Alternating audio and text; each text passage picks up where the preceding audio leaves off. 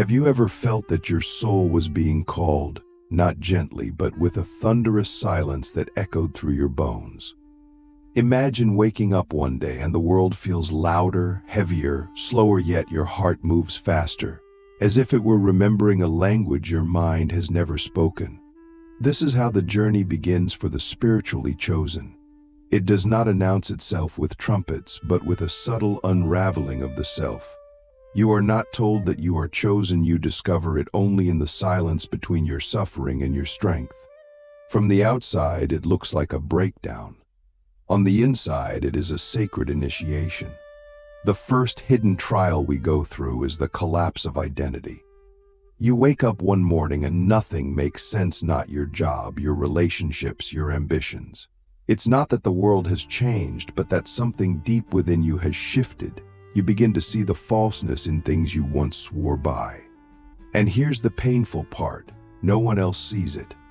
You feel alone, but what you're really experiencing is the beginning of truth. This trial forces you to ask, who am I without my masks? Without titles, without applause, without roles to play, who remains? And when you sit with that question, truly sit with it, something terrifying happens. You realize that you don't know. But that realization is sacred. It is the gate through which only the spiritually chosen can enter. Most people run back to their identities, but you choose to stay in the space between the known and the unknown. As this unraveling continues, you are led into the second hidden trial, the desert of isolation. Not loneliness. Isolation. There is a difference. Loneliness is the craving for others. Isolation is the universe's demand that you be with yourself. During this time, friends may fall away. Family may feel distant. Your phone is quieter. You begin to notice the silence around you, and then the noise within you. This is the desert where distractions die, and your soul begins to speak. But are you still enough to hear it? Do not resist the isolation. It is here that the divine reshapes you. When you are stripped of all external validation, you are given the gift of internal revelation. You will question your worth. You may even question your sanity. But eventually a voice will rise, not from above, but from within. And it will not say, you are lost. It will whisper, you are becoming. This is the sacred whisper only the spiritually chosen hear. The third hidden trial is the confrontation with the shadow. You thought spirituality was all light, didn't you? But the deeper you go, the more you realize that the light is only found when you walk through your own darkness. Your shadow is not your enemy. It is your teacher. The parts of you you've rejected, denied, suppressed, they rise now, not to destroy you, but to be seen. Are you brave enough to face yourself without judgment? Click subscribe to this channel to get more profound insights. This trial is brutal. You will see your envy, your rage, your pride, your fear. You will watch as the ego tries to justify each one. But awakening is not about being perfect. It is about being honest. True spiritual power comes not from denying your humanity, but from embracing it fully. When you face your shadow, you reclaim the energy you once used to hide it. That energy becomes your fuel, your clarity, your compassion. Midway through your journey, you will experience the fourth hidden trial, the death of meaning. Everything you once believed in religion, philosophy, even spirituality itself may crumble. You begin to see through the illusion of certainty. The books no longer satisfy. The teachers seem limited. Even your own insights feel like echoes of a deeper truth you can't quite touch. This is not a crisis of belief. It is a birthing of knowing. Here lies perhaps the most dangerous moment. Many turn back here. It feels like nihilism, like nothing matters. But if you stay with it long enough, you discover something astonishing. Beneath the death of meaning is the rebirth of presence. Life doesn't need to be understood to be sacred. It simply needs to be lived with awareness. You stop seeking answers and start asking better questions. And that shift, that sacred shift, is the mark of a true seeker. Let me ask you now, what if your need for meaning is the very thing blocking your experience of the divine? What if the divine is not something to be understood, but something to be felt so deeply that it dissolves the need to understand? Sit with that. The fifth hidden trial is the betrayal of the familiar. The people you love may not understand you anymore. Some may mock your path. Others may try to pull you back to who you used to be. This trial hurts in a way that few others do. Because here, you are not just grieving an identity, you are grieving connection. You are grieving shared realities. But this grief, too, is sacred. You must understand, not everyone is meant to walk with you. Some people are sacred chapters, not lifelong stories. And letting go of them is not abandonment, it is alignment. You are not better than them. You are simply becoming different. And sometimes different cannot coexist in the same space without distortion. Honor their path, even if it diverges from yours. Forgive them for not seeing what you see, and forgive yourself for needing them to. The sixth hidden trial is the burning of desire. This one is subtle but powerful. You begin to notice that your cravings no longer satisfy.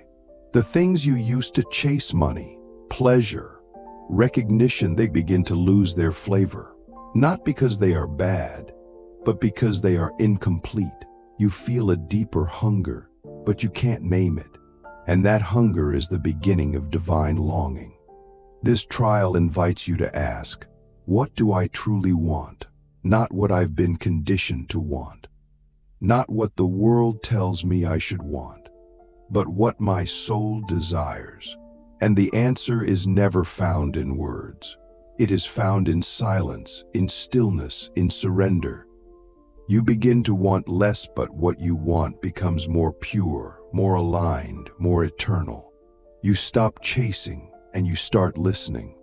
You stop grasping and you start receiving. And here we come to the seventh hidden trial, the surrender of control. This is the final gate, the most terrifying and the most liberating. Here, the ego makes its last stand. It screams that you must hold on, must plan, must perfect. But your soul knows the only way forward is to let go. You do not surrender because you are weak. You surrender because you are wise enough to know that true power lies beyond your will. This trial is where you stop trying to force your life into shape. You let the divine sculpt it. You don't stop acting, you stop controlling the outcome. You learn to trust the unknown, not passively but actively. You walk into the darkness not because you know what's ahead, but because you know what's within you. You begin to live not from fear but from faith, not blind faith but embodied, grounded, tested faith. So I ask you now, can you let go of the life you planned to receive the life that is meant for you? Can you release the illusion of control and trust the intelligence of the universe? Can you move from being the doer to being the vessel? These 7 hidden trials are not punishments. They are purifications. They strip away all that is false, so that only the real remains. And the real you are more powerful, more luminous, more divine than you've ever imagined. But you must walk through the fire to find the gold. You must lose yourself to find yourself. And you must die in every way that doesn't serve your soul in order to truly live. These trials are not linear. They spiral. They return, each time deeper, each time more refined.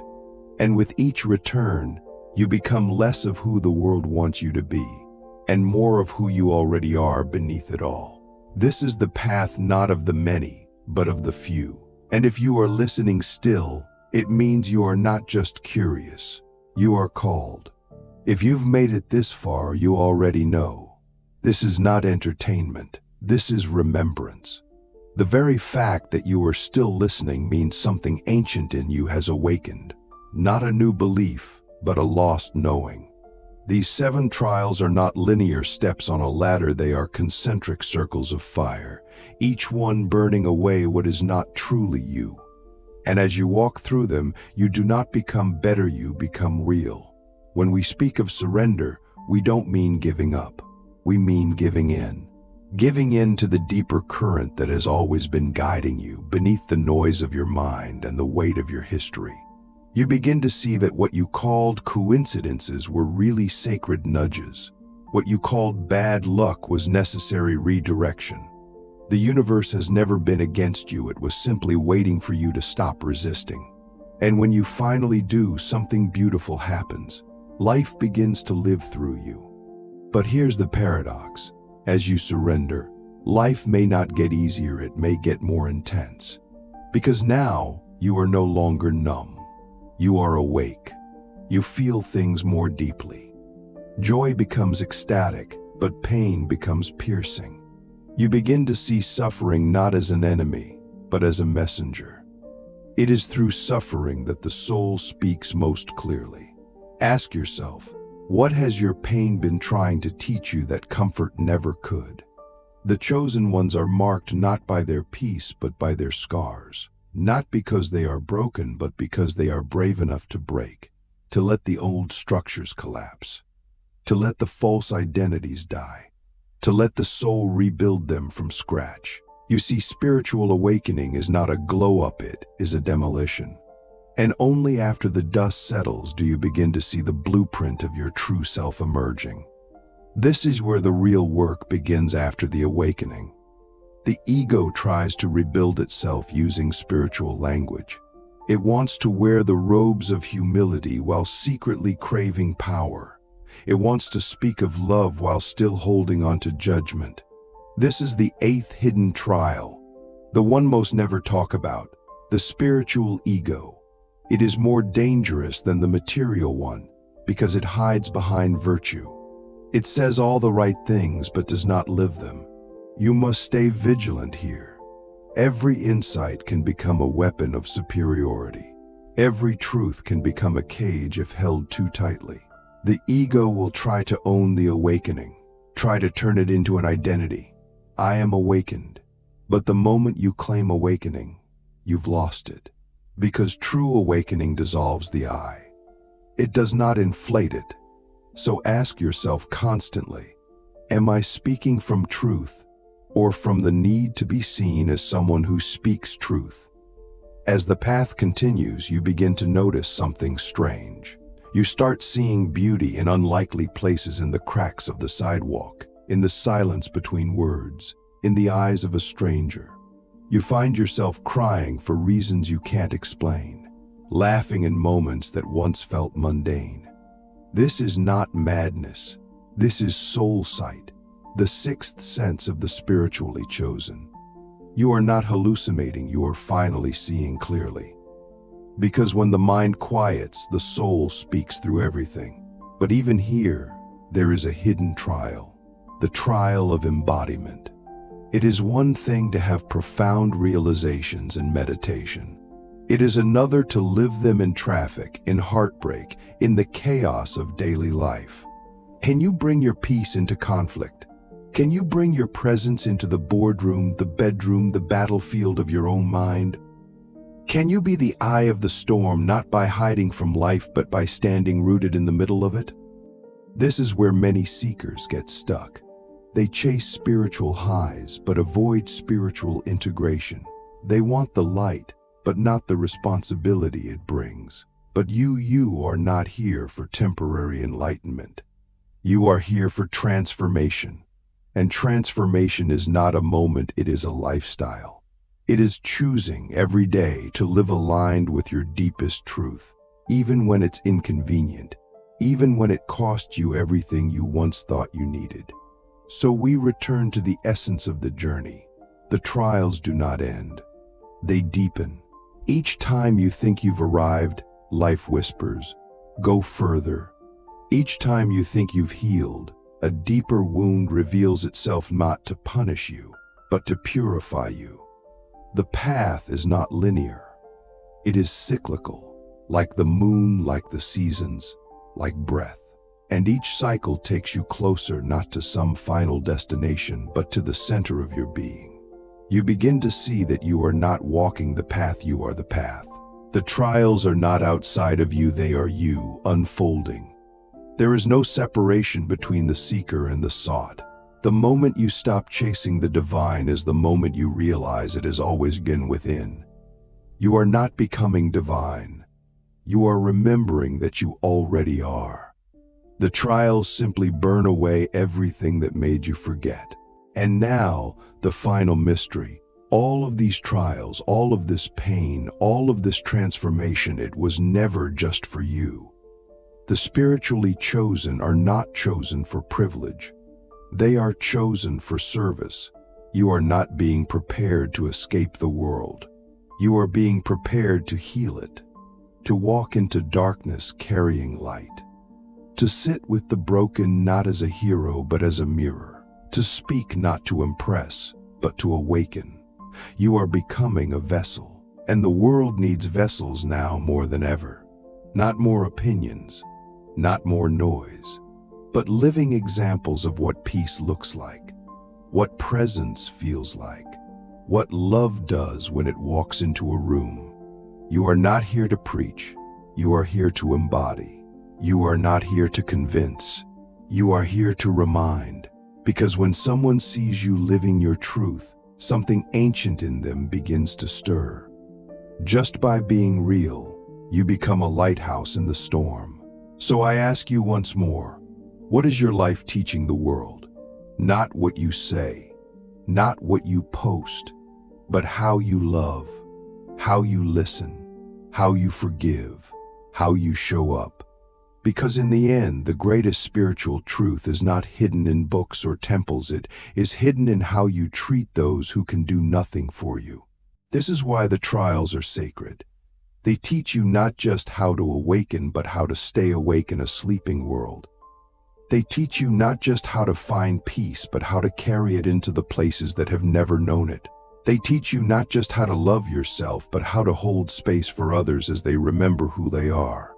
This is the silent mission of the spiritually chosen, not to be special, but to be real. And so we arrive at the end that is really a beginning. You are not the same person who started listening. Something has shifted. Maybe it's subtle, maybe it's seismic, but it's there. A new awareness, a new question, a new fire. Let it burn. Let it guide you. Let it undo you. And as it does, remember, you are not alone. The path is narrow, but the sky is wide.